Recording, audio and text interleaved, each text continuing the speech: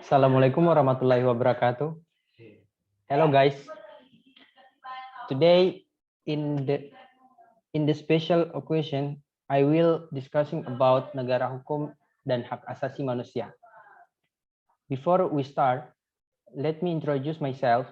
My name is Muhammad Fajrin Syed Aldi, NIM F521 20031. Oke. Di sini saya membahas tentang negara hukum dan hak asasi manusia.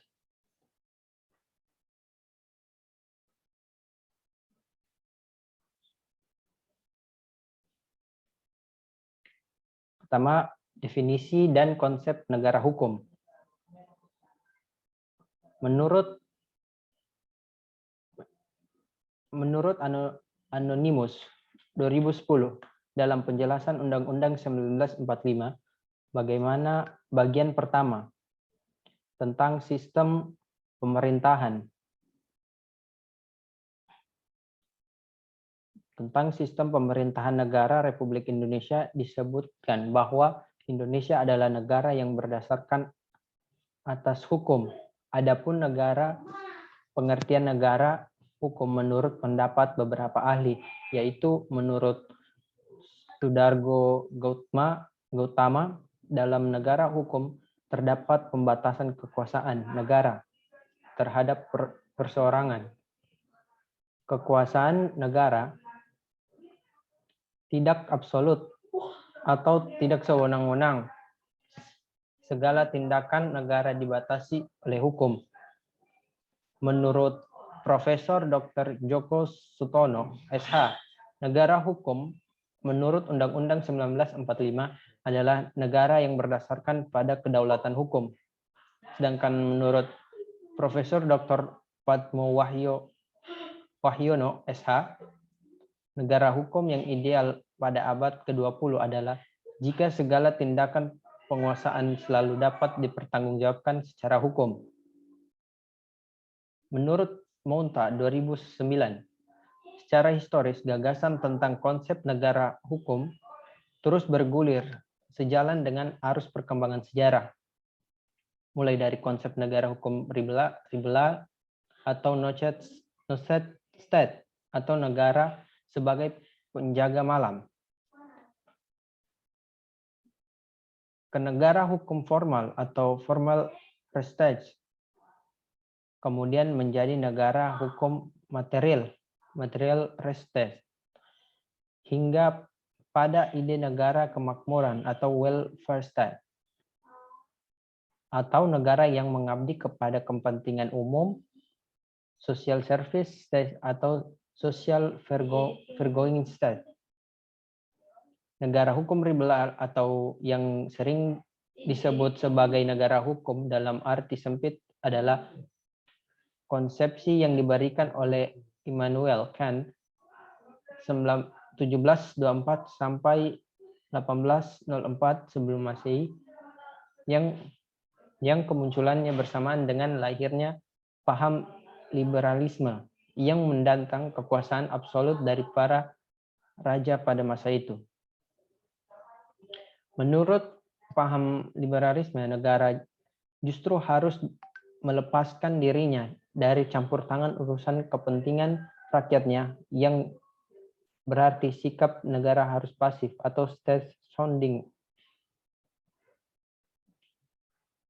Next, definisi dan konsep negara hukum menurut Sunaris tahun 2008, Indonesia yang mengukuhkan diri sebagai negara hukum mempunyai prinsip tersendiri berdasarkan berbagai pendapat yang berkembang. Secara teori konstitusional, sebagai negara hukum, Indonesia harus memiliki 4 prinsip, yaitu pertama, setiap perbuatan warga negara harus sesuai hukum. Kedua, pembagian kekuasaan negara yang jelas dalam negara. Ketiga, adanya kekuasaan kehakiman yang merdeka dan bebas. Keempat, ada pengakuan terhadap HAM. Nah, menurut Kusniati tahun 2011, Julius Stahl menyebutkan Konsep negara hukum dengan istilah Rechtsstaat mencakup 4 elemen penting, yaitu perlindungan hak asasi manusia,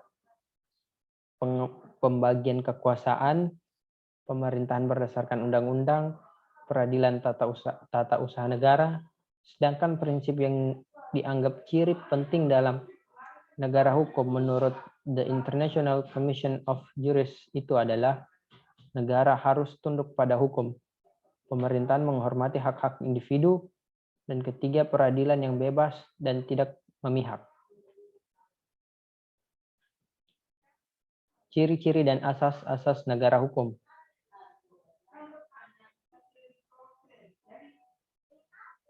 Menurut Sidik 2010, Arif Sidarta dan Seltema merumuskan pandangannya tentang unsur-unsur dan asas negara hukum, yaitu meliputi lima hal sebagai berikut. Pertama, pengakuan, penghormatan, dan perlindungan hak asasi manusia yang berakar dalam penghormatan atas martabat manusia atau human dignity. Kedua, berlakunya asas kepastian hukum. Negara hukum untuk bertujuan menjamin bahwa kepastian hukum terwujud dalam masyarakat. Asas-asas yang terkandung dalam atau terkait dengan asas kepastian hukum itu adalah: pertama, asas legalitas, konstitusionalitas, dan supremasi hukum. Dua, asas undang-undang menetapkan sebagai perangkat peraturan tentang cara pemerintah dan para pejabatnya melakukan tindakan pemerintahan.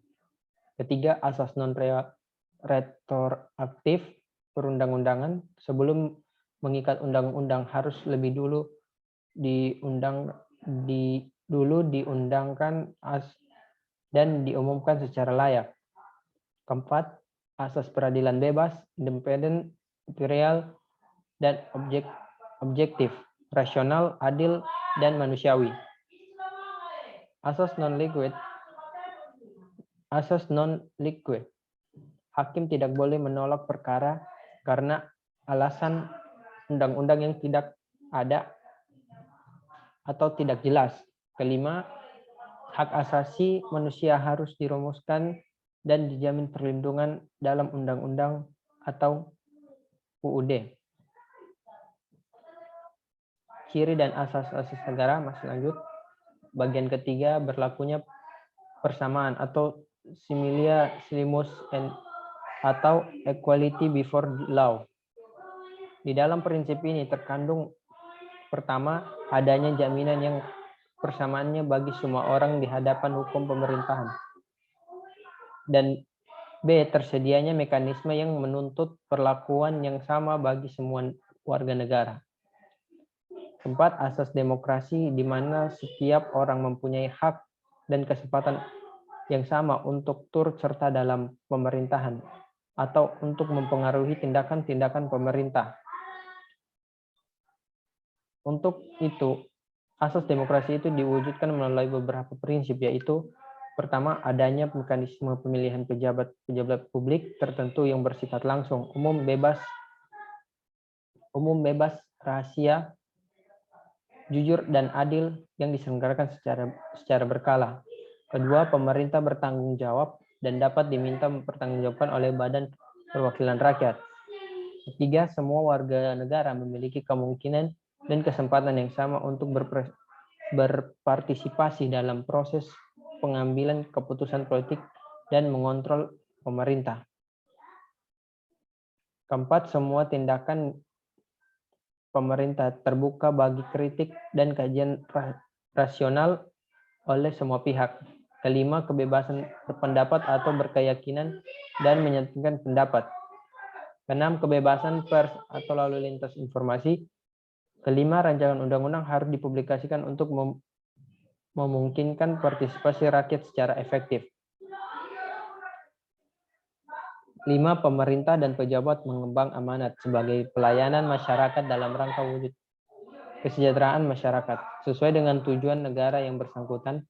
Dalam asas ini terkandung hal-hal sebagai berikut. Pertama, asas umum pemerintahan yang layak. Kedua, syarat-syarat fundamental bagi keberadaan manusia yang bermartabat manusiawi dijamin dan dirumuskan dalam aturan undang-undang, khususnya dalam konstitusi. Ketiga, pemerintah harus secara rasional menata tiap tindakannya, memiliki tujuan yang jelas dan berhasil guna atau delmatik.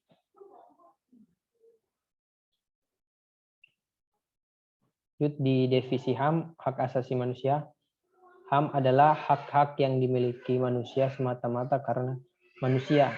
Umat manusia memiliki bukan karena diberikan oleh masyarakat atau berdasarkan hukum positif, melainkan semata-mata berdasarkan martabatnya sebagai manusia. Asal-usul gagasan mengenai HAM sebagaimana disebut terdahulu bersumber dari teori hak kodrati atau natural rights theory. Teori kodrati mengenai hak itu bermulai dari teori hukum kodrat atau natural law theory. Dalam perkembangan melawan kekuasaan muncul gerakan pembaruan atau renaissance yang mengharapkan kembali kebudayaan Yunani dan Romawi yang menghormati orang per orang atau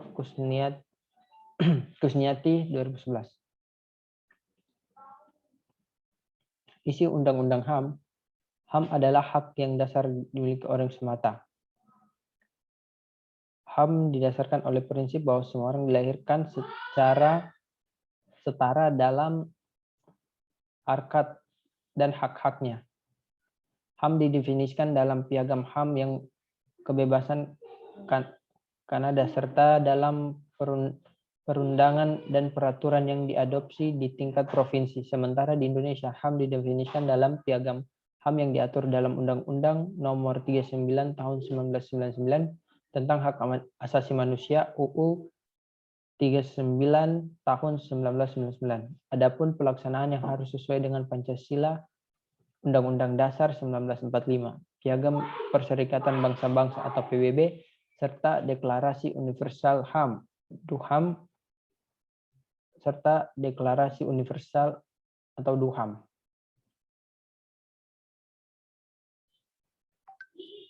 Hubungan negara hukum dan HAM. Nah, HAM dan negara hukum mempunyai kaitan yang amat erat. Tanpa kita sadari, HAM dan negara hukum adalah dua sisi mata uang yang berbeda. Keduanya memang berbeda, namun keberadaannya tidak dapat dipisahkan satu sama lain. Negara hukum adalah negara yang berdasarkan hukum atau res state, tidak berdasarkan atau kekuasaan belaka,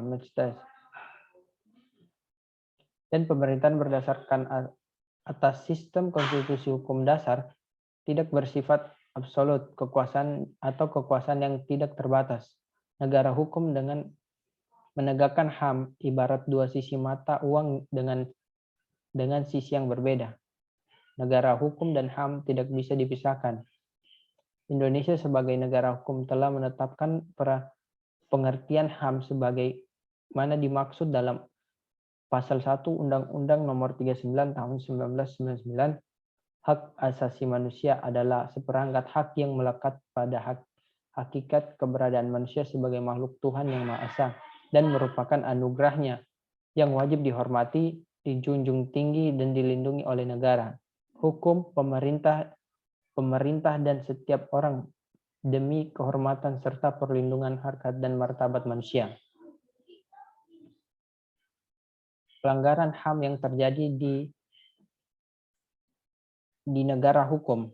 Menurut Sunrise tahun 2008 mengenai bentuk-bentuk pelanggaran HAM berat, antara lain dapat kita temukan pula di Undang-Undang Nomor 26 Tahun 2000 tentang pengadilan HAM, yaitu meliputi kejahatan genosida dan kejahatan terhadap kemanusiaan. Di samping personal tentang pelanggaran HAM berat, sebenarnya ada satu kejahatan lagi yang juga kemudian dibahas para ahli, yaitu kejahatan perang atau war crime. Meskipun kejahatan perang tidak termasuk yurisdiksi dari pengadilan HAM, namun masalah itu banyak dibicarakan karena hal ini diatur dalam Statute International Criminal Court atau ICC.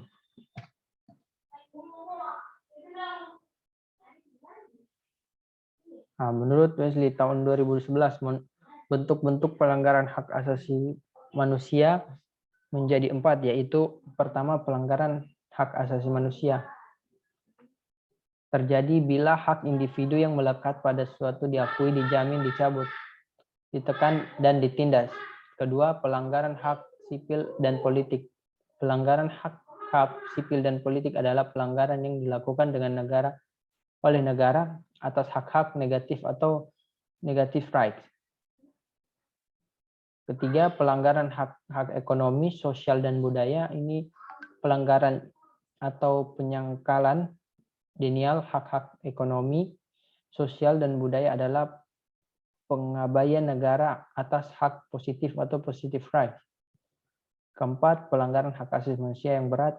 Selain ada penggolongan pelanggaran hak-hak sipil dan politik, serta pelanggaran hak-hak ekonomi, sosial, budaya, dan juga terdapat 2 kualifikasi pelanggaran manusia, yaitu pertama, pelanggaran hak asasi manusia yang berat atau gross violation of human rights, serta bukan pelanggaran berat non-gross. Nah, termasuk di kesimpulan, untuk kesimpulan di materi ini, pertama, negara hukum adalah negara yang berdasarkan pada kedaulatan hukum. Segala tindakan penguasaan selalu dapat dipertanggungjawabkan secara hukum, dan segala tindakan negara hukum dibatasi hukum. Negara hukum memiliki 3 ciri, yaitu supremacy of law, equality before the law, dan due process of law, serta memiliki 5 asas. Hak asasi manusia adalah hak hukum yang dimiliki setiap orang sebagai manusia dan bersifat universal, serta tidak memandang apakah orang tersebut kaya atau miskin, atau laki-laki maupun perempuan. HAM juga berarti hak yang dimiliki manusia semata-mata karena manusia. HAM diatur pada Undang-Undang HAM Nomor 39 Tahun 1999. Negara hukum dan HAM tidak bisa dipisahkan. Indonesia sebagai negara hukum telah menetapkan pengertian HAM sebagaimana dimaksud dalam Undang-Undang Pasal 1 Undang-Undang Nomor 39 Tahun 1999. Bentuk pelanggaran HAM berat antara lain dapat ditemukan pula di dalam Undang-Undang Nomor 26 Tahun 2000 tentang Pengadilan HAM, yaitu meliputi kejahatan genosida dan kejahatan terhadap kemanusiaan. Yeah. So, and thank you very much. Thanks a lot, Mr. Adial, as a lecturer. Cukup sekian materi saya akhiri. Assalamualaikum warahmatullahi wabarakatuh.